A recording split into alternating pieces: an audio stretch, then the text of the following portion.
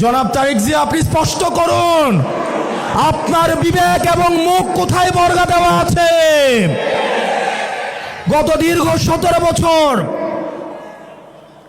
BNP জামাতের অসংখ্য নেতাকর্মী গুম হয়েছে, খুন হয়েছে এই রাষ্ট্র ব্যবস্থা সংস্কারের জন্য।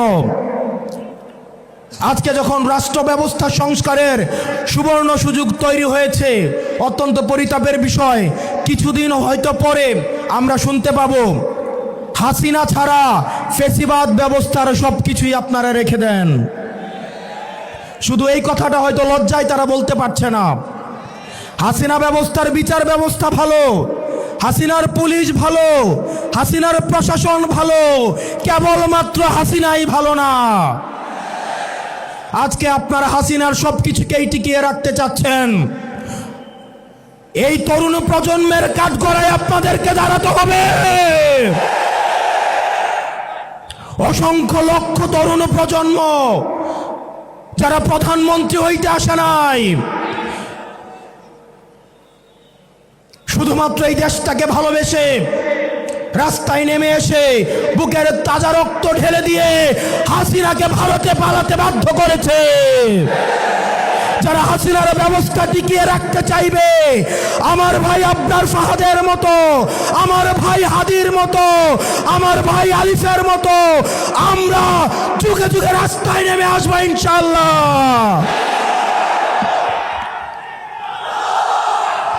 বাংলাদেশ স্পষ্টতই দুই ভাগে বিভক্ত। এক ভাগ গোলামীকে বরণ করার জন্য প্রস্তুত হচ্ছে, আরেক ভাগ আজাদির পক্ষে অবস্থান নিয়েছে। এক ভাগ ভারতীয় আধিপত্যের কাছে মাথা নত করেছে, আরেক ভাগ ভারতীয় আধিপত্যের বিরুদ্ধে বিদ্রোহ ঘোষণা করেছে। আমরা জানি আমাদের পথটা লম্বা, আমাদের এই লড়াইটা অনেক দীর্ঘ। আমাদেরকে আবার সুপ্ত গুপ্তর এই ধরনের তৃতীয় শ্রেণীর ভাষা দিয়ে আবার হত্যাযোগ্য করে তোলার ষড়যন্ত্র করা হচ্ছে। মিডিয়া খুব সূক্ষ্মভাবে মানুষের কনসেন্ট ম্যানুফ্যাকচার শুরু করেছে। আপনি দেখবেন বিশেষ করে যেসব মিডিয়া জুলাইয়ে দৌড়ানির উপরে ছিল, সময় টেলিভিশন, 71 টেলিভিশন, ডিবিসি, তারা বিএনপির ঠিকাদারি নিয়েছে। অথচ গত 17 বছর ধরে এই টেলিভিশনগুলাই টকশোতে, নিউজে তারেক জিয়াকে দেশদ্রোহী বানানোর চেষ্টা করেছেন। বিএনপি আজকে তাদের কোলে উঠে বসেছে। বিএনপি বিশ্বাস করেন কিছুদিনের মধ্যেই এই মিডিয়াগুলো আপনাদের পেটে এবং পিঠে ছুরি মারার জন্য রেডি হয়ে গিয়েছে। সময় টেলিভিশন, 71 এবং ডিবিসি, এই মিডিয়াতে যারা কাজ করেন তারা আমাদের কাছে এসে বলেন, আমরা যদি একটা নিউজ ছাপাইতে যাই, সেখানের হেড অফ নিউজ এবং সেখানের যিনি চিফ থাকেন সেই নিউজ উনি প্রত্যাখ্যান করে দেয়। সাংবাদিকরা এসে আমাদেরকে দুঃখ দুর্দশার কথা বলে। আমরা দেখলাম 71-এর মালিক গত 17 বছর ধরে গুপ্ত এবং শিবির জামাতের পরিচয়ে জামাত শিবিরের নেতাকর্মীদের হত্যা করার বৈধতা উৎপাদন করেছে। অত্যন্ত পরিতাপের বিষয়, 71 টিভির মালিক এখন তারেক জিয়ার অন্তরঙ্গ বন্ধুতে পরিণত হয়েছে। এগুলো খুব দুঃখজনক ঘটনা। ইনশাআল্লাহ আগামীর যে বিপ্লব হবে, এই চূড়ান্ত বিপ্লব হবে এই দালাল মিডিয়ার বিরুদ্ধে। দ্বিতীয়ত, প্রশাসনের যে ভাইয়েরা রয়েছেন, মিলিটারিতে যারা চাকরি করেছেন, আপনাদের প্রতি মানুষের যে অনাস্থা তৈরি হয়েছে, সেই অনাস্থা পুনরুদ্ধারের সময় হচ্ছে এই নির্বাচন। এই নির্বাচনের মধ্য দিয়ে পুলিশ প্রশাসন এবং মিলিটারি আপনারা জনগণের বন্ধু হয়ে উঠুন। আপনারা কোনো দলের নয়, আপনারা বাংলাদেশের 20 কোটি জনগণের। আমরা আপনাদের কথা দিচ্ছি, আপনারা বিএনপি হওয়ার দরকার নাই, আপনারা জামাত হওয়ার দরকার নাই, গুলশানে লাইন দেওয়ার দরকার নাই, ধানমন্ডিতে যাওয়ার দরকার নাই, মগবাজারে যাওয়ার দরকার নাই। আপনাদের বৈধতা কেবলমাত্র জনতা। আপনারা বেনজির হারুনের ঘটনা ভুলে যায়েন না, আপনার ওসি প্রদীপের ঘটনা ভুলে যায়েন না, আপনারা ডিবি হারুনের কথা ভুলে যায়েন না। প্রিয় পুলিশ ভাই, প্রিয় মিলিটারি ভাই, প্রিয় সেনাবাহিনী, আপনাদের কাঁধে আজ একটা মহান দায়িত্ব এসে পড়েছে। আপনারা কত স্বচ্ছ, নিরপেক্ষ এবং অংশগ্রহণমূলক নির্বাচন জাতিকে উপহার দিতে পারেন, সেটার মধ্যে আপনাদের আস্থা ফিরে আসবে। আপনারা কোনো দলের গোলামি করার দরকার নাই। যাতে আপনাদের দিকে তাকিয়ে আছে, যেভাবে 5ই আগস্ট আপনারা জনতার কাতারে নেমে এসেছেন, ঠিক সেভাবে 12ই ফেব্রুয়ারি জনতার পক্ষ হয়ে আপনারা জাতিকে একটা নির্বাচন উপহার দিবেন। আমরা জনাব তারেক জিয়া রহমানের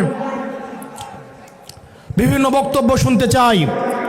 অত্যন্ত পরিতাপের বিষয়, হা ভোট এবং না ভোট নিয়ে ওনার একটা শব্দ আমরা দেখতে পাই নাই।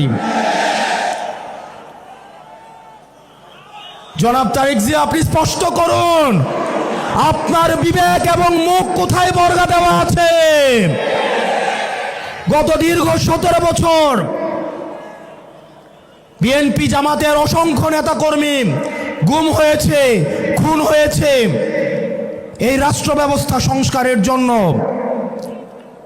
আজকে যখন রাষ্ট্র ব্যবস্থা সংস্কারের সুবর্ণ সুযোগ তৈরি হয়েছে, অত্যন্ত পরিতাপের বিষয়, কিছুদিন হয়তো পরে আমরা শুনতে পাবো হাসিনা ছাড়া ফেসিবাদ ব্যবস্থার সব কিছুই আপনারা রেখে দেন। শুধু এই কথাটা হয়তো লজ্জায় তারা বলতে পারছে না। হাসিনা ব্যবস্থার বিচার ব্যবস্থা ভালো, হাসিনার পুলিশ ভালো, হাসিনার প্রশাসন ভালো, কেবলমাত্র হাসিনাই ভালো না। আজকে আপনারা হাসিনার সবকিছুকেই টিকিয়ে রাখতে চাচ্ছেন। এই তরুণ প্রজন্মের কাঠগড়ায় আপনাদেরকে দাঁড়াতে হবে। অসংখ্য লক্ষ তরুণ প্রজন্ম যারা প্রধানমন্ত্রী হইতে আসে নাই, শুধুমাত্র এই দেশটাকে ভালোবেসে রাস্তায় নেমে এসে বুকের তাজা রক্ত ঢেলে দিয়ে হাসিনাকে ভারতে পালাতে বাধ্য করেছে। যারা হাসিনার ব্যবস্থা টিকিয়ে রাখতে চাইবে, আমার ভাই আবরার ফাহাদের মতো, আমার ভাই হাদির মতো, আমার ভাই আলিফের মতো আমরা যুগে যুগে রাস্তায় নেমে আসবো ইনশাআল্লাহ।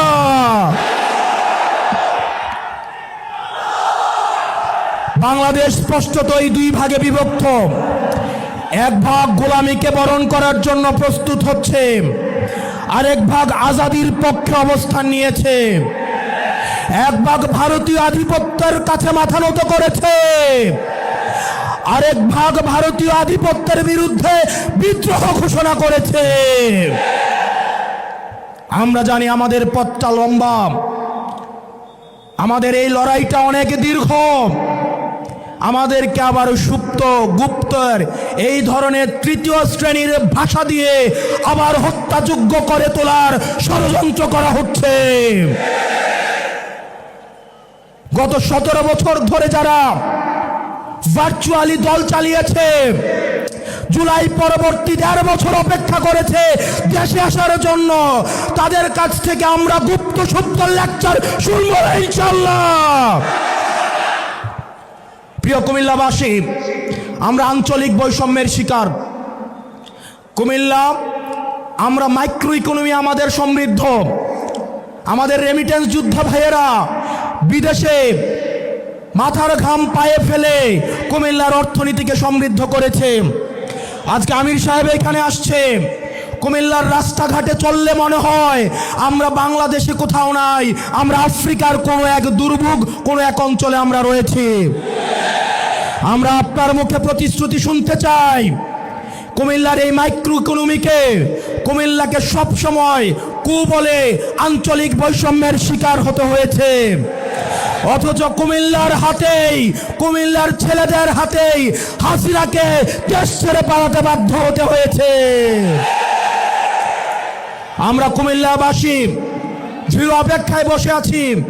এই টাউন হলে আপনি ঘোষণা দিবেন, এই কুমিল্লা যেভাবে আঞ্চলিক বৈষম্যের শিকার হয়েছে, ভবিষ্যতে কোনো ধরনের আঞ্চলিক বৈষম্য বরদাস্ত করা হবে না। এবং আমাদের এই 11 দলীয় ঐক্যবদ্ধ জোট ক্ষমতায় গেলে আমরা 1 মাসের মধ্যে কুমিল্লাকে বিভাগ ঘোষণা করব। ও ইনকিলাব ইনকিলাব ইনকিলাব ইনকিলাব। আমার ভাই হাদিকে মেরে ওরা মনে করেছিল হয়তো হাদি মরে গিয়েছে। হাদি ভাই উপর থেকে দেখছেন, 1 হাদি দেহত্যাগ করেছে, কিন্তু লক্ষ হাদি আজকে এই কুমিল্লার প্রান্তরে আজকে অবতীর্ণ হয়েছে। We want justice. We want justice. We want justice. আসসালামু আলাইকুম ওয়া রাহমাতুল্লাহি ওয়া বারাকাতুহু।